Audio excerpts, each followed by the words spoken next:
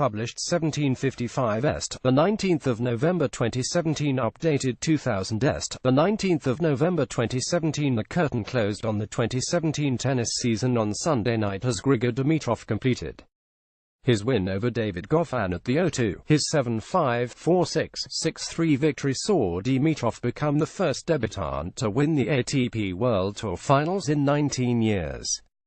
As Dimitrov was lifting the trophy, Sportsmails Mike Dickson was dishing out his own set of end-of-year gongs. Grigor Dimitrov closed the 2017 tennis season by winning the ATP World Tour Finals in LondonBest men's match, the five-set thriller between Roger Federer and Rafael Nadal in the Australian Open final not only set the tone for the season, but proved to be as good as it got. An honourable mention goes to Federer's semi-final at the Miami Open against Nick Kyrgios. But in truth this was not a standout year in the volume of outstanding contests on the men's tour. Roger Federer's 6-4, 3-6, 6-1, 3-6, 6-3 win over Rafa Nadal in January was the match of the yearBest newcomerIt was a contentious edition and put some noses out if joined, but the Ryder Cup-style Lava Cup in Prague made an impressive debut, with everything falling into place impeccably for its chief promoter, Mr. Golden Balls himself, Federer. Whether it can establish itself is a different question altogether. Best women's match Maria Sharapova was controversially given a wild card by, among others, the US Open, but kept her side of the bargain in her pulsating first-round defeat of second seed Simona Halep. Honourable mention for Jo Konta's Wimbledon quarterfinal against Halep and Sharapova versus Genie Bouchard at the Madrid Open in May, which crackled with intensity. Note to the men, being all chummy with your rivals is not always the best box office.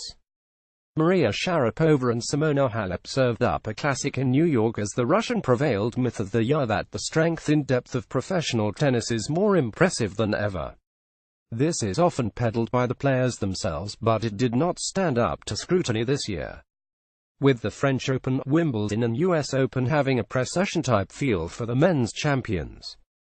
At the elite end, women's tennis was more of a lottery than for decades, with the number one spot being passed around and Serena Williams winning the Australian Open while pregnant. Villain of the year 2017 was the season when Ilie Nastase's erratic behavior, dating back to the 1970s, finally caught up with him. Romania's Fed Cup captain lost the plot in the tie against Great Britain. His tirades against Jo Konta and Anne Kyrgios were inexcusable, although it was notable that he did have friends who rallied to defend his broader reputation. A ban of sorts is in place. Ilie Nastase's 2017 tirades against Jo Konta and Anne Kyrgios were inexcusably quiet on home front, a season when the best British players did little more, broadly speaking, than tread water. Bucking the trend was Cameron Norrie, the 22-year-old left-hander largely raised in New Zealand, who graduated after a stellar US college career and rose quickly to knock on the door of the top 100. The Enigma variations Australians Nick Kyrgios and Bernard Tomic continued having spats with authority, and they wrestled with life on a tour that rewards the grinders, which they most definitely are not. Few have the talent, especially in the case of Kyrgios, or their ability to infuriate and perplex. Strangely, nobody was able to figure them out much more by the end of 2017. Aussie enigmas Nick Kyrgios Wright and Bernard Tomic each had another controversial year. Is there a doctor in the house? The annual debate about whether the demands of the tour are excessive came early this year, brought forward from its usual October time to post-Wimbledon, when a slew of top 20 players closed the seasons down early, including Andy Murray, Novak Djokovic and Stan Wawrinka. The calendar usually gets the blame, but simple age is a factor, and so is the tendency among players to overtrain. Tomorrow's world, next year. It will be fascinating to see the returns, good health permitting, of Serena, Murray, Djokovic, Wawrinka, not to mention how Nadal and Federer fare without much of an off-season. Can Sharapova string significant victories together without meldonium?